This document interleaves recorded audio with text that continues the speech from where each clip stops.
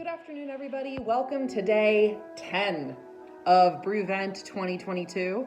I am your hostess with the mostest, Rachel. Welcome back for another day of the journey of 24 beers in 24 days. Also in my workout clothes again, sorry. But at least my hers are did, so hey. Quick reminder to click the link in the profile to see the full video of this once you get through this short little clip, and you'll be able to experience all of the joy.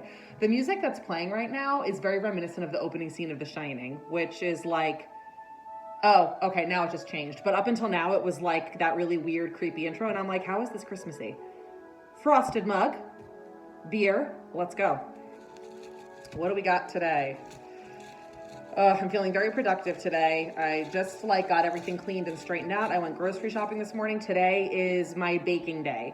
This is the day that I'm sitting down and making everybody their baked goods for Christmas, as well as a little treat, a savory treat for myself and a friend of mine. So it should be lovely. What do we got here? Oh, cool can. This is the, Frim Jammy Pale Ale. This is a really cool can. Look at that. That's badass. That's like steampunk awesomeness. So Frim is a local Seattle brewery. My friend Kelly and my friend Jenny are both big fans of theirs. Let's see what we're looking at here. Okay. Jammy Pale Ale. Did someone say jammy? Fram Jammy Pale Ale is rife with aromas of Marionberries, which is I think that's the official state berry of Washington, if I recall correctly. No, or is it lingonberry? One of those two. Strawberry preserves and peach, and round notes of cantaloupe, blueberries, and lemon balm. Wow, there is a lot going on here. It finishes juicy, jammy, and fruity. We're jammin'. Okay.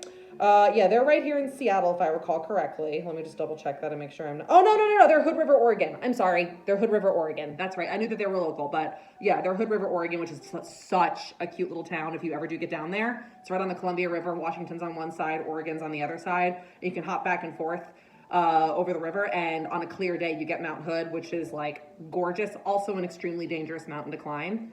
FYI for anybody who's a mountaineer. Rainier, Adams, Mount St. Helens are a lot easier. People, even experts, avoid Hood because apparently it's just that dangerous, but it's a beautiful mountain. All right, let's open this up. I could feel that it was a little squirty. I'm opening these very carefully to make sure that I don't implode all over myself again. All righty, let's get a pour.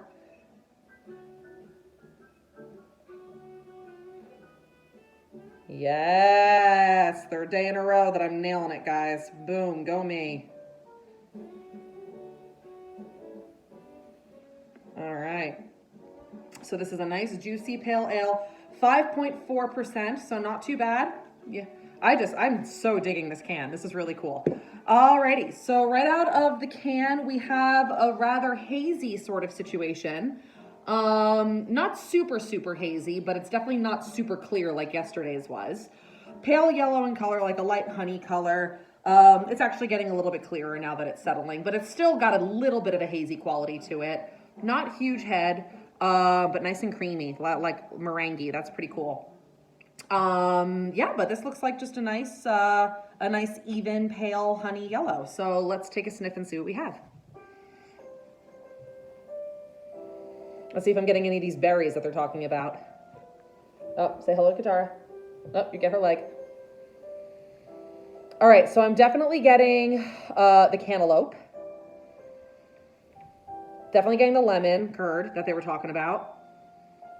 Definitely getting the strawberry and raspberry-ish. Yeah, there's a lot of fruit going on here. It's got like a real fruit tart situation happening. So let's taste it and see how that translates to the tongue.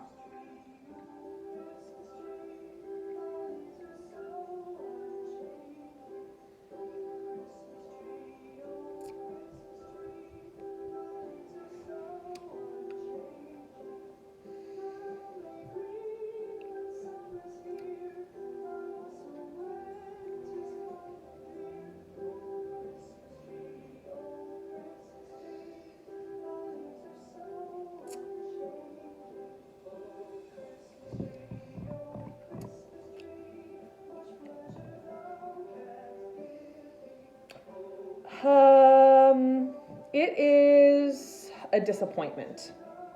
And here's why. It's a perfectly acceptable, even dare I say good beer. It's just not at all what's advertised. Not at all. When I tell you I'm not getting any fruit off of this, I mean it. I taste like, I'm trying to see if I can get any lemon.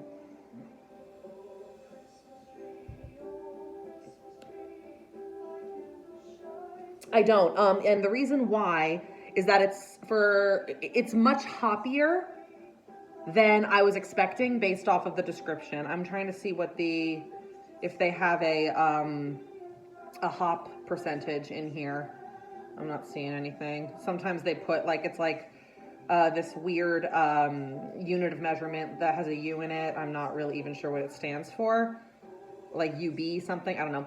But anything above like 30 is pretty hoppy from what I recall correctly, if I recall correctly. But they really made this sound like it was going to be super fruity and not very hoppy, and it's actually totally the opposite. This is very hoppy to the point where I would say I'm surprised it's not an IPA. This definitely has IPA vibes, and that's just what's happening. It's crisp and it's nice, but it's much more bitter and hoppy than a beer that's called jammy should be, in my opinion.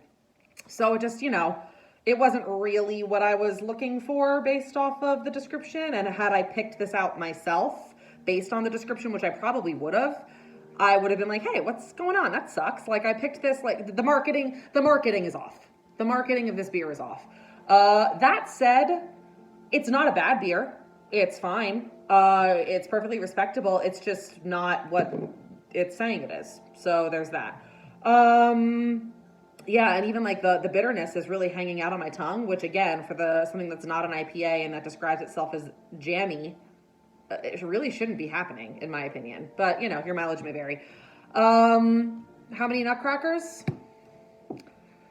You know what? I'm going to go right down the middle for this one and say 5. Because it's a good beer, and it's a beer that I would not be upset that you served to me. I would try it at a brewery.